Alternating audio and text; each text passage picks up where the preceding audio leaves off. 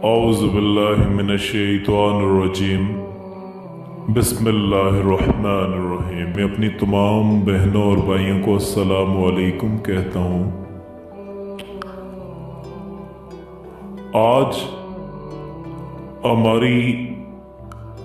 जिस टॉपिक पे मैं आपसे बात करने जा रहा हूँ, ये खुसूसी मैसेज उन बहन बेटियों के लिए है जिनकी अक्सर ये शिकायत होती है कि हमारी घर वाले से नहीं बनती, कि वो हर वक्त गुस्से में रहते हैं और वो हर वक्त लड़ते झगड़ते रहते हैं।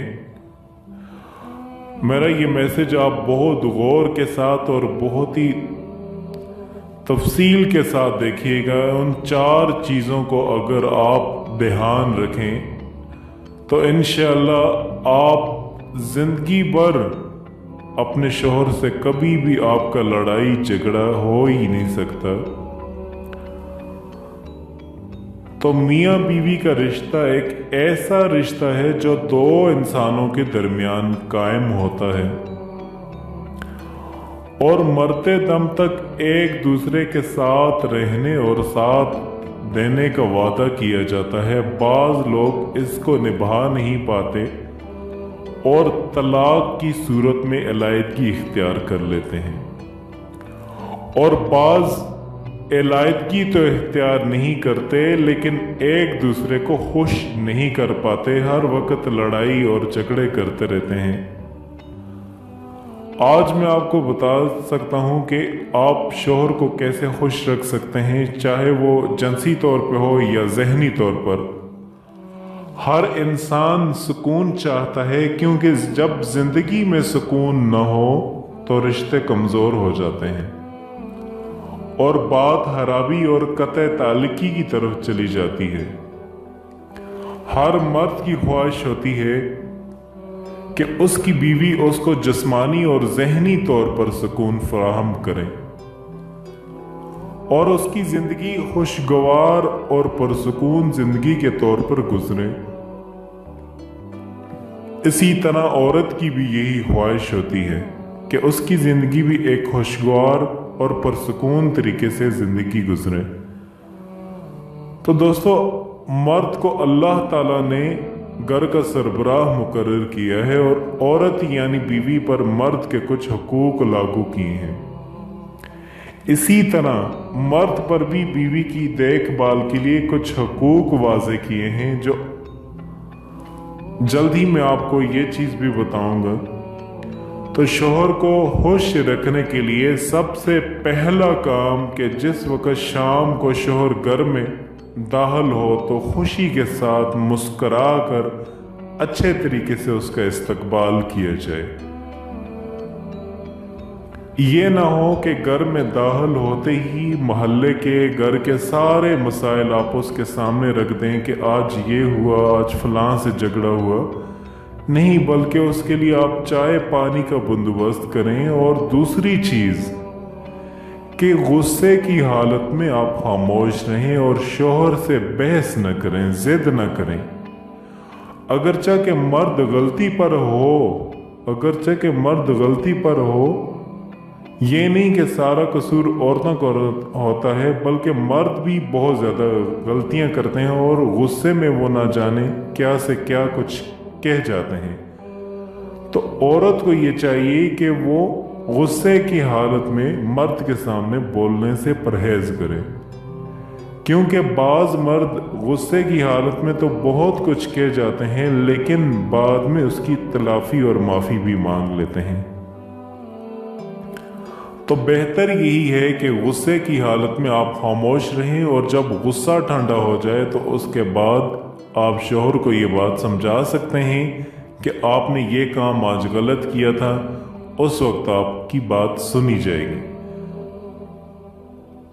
बाज मर्द हजरात गुस्से की हालत में बहुत कुछ कह देते हैं लेकिन बाद में उन्हें एहसास होता है कि हमने गलती की है और फिर माफ़ी भी मांगते हैं। लेकिन आप ऐसा नहीं करेंगी, बहस करेंगी, आगे से हर बात का जवाब देंगी, तो ये चीज़ मर्द को नागवार गुजरती है, इससे दूरियां बढ़ जाती हैं। नंबर 3, ہر مرد کے اندر جنسی خواہش ہوتی ہے کہ وہ اپنی بیوی کے ساتھ اپنی خواہش کو پورا کرے، اور یہ حق اسلام اور شریعت بھی میاں بیوی کو دیتا ہے۔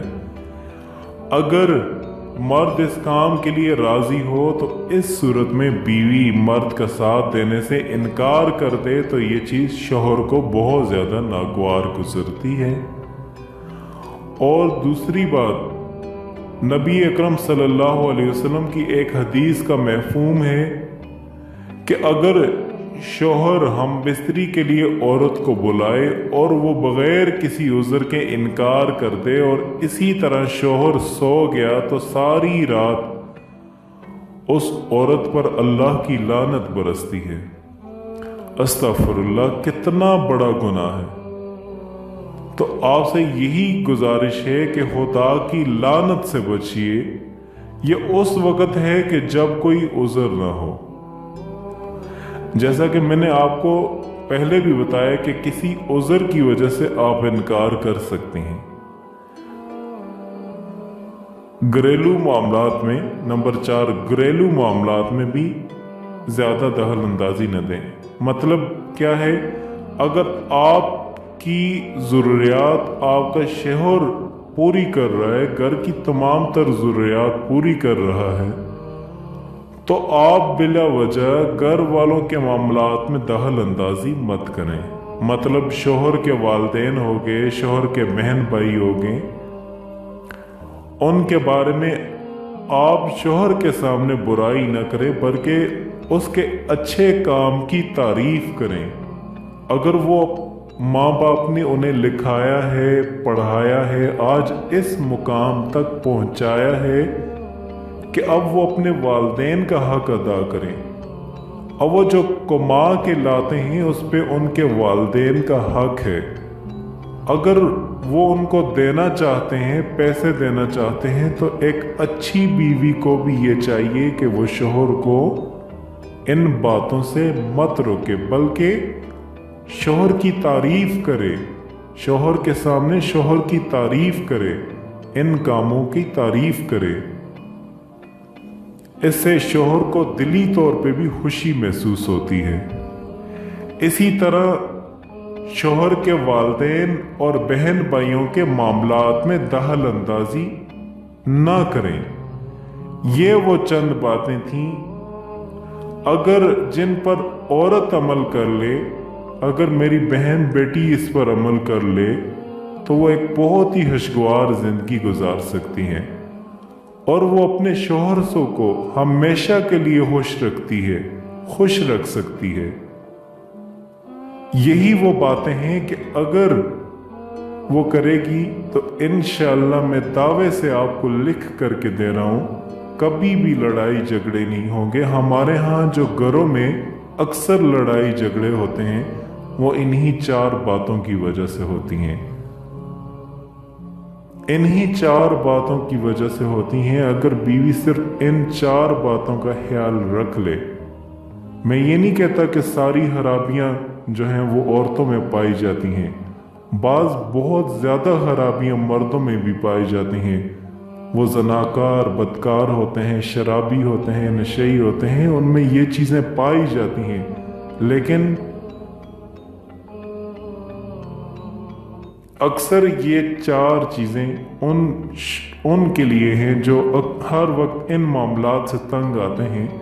ان شوہروں کے لیے تو پہلے ہی میں کہا تھا کہ ایسے شوہروں کے ساتھ شادی تک نہیں کرنی چاہیے جو زنا کرتے ہیں، شراب پیتے ہیں، ایسے کے ساتھ تو بالکل شادی تک نہیں کرنی چاہیے، ایسے مرد کے ساتھ شادی نہیں کرنی چاہیے۔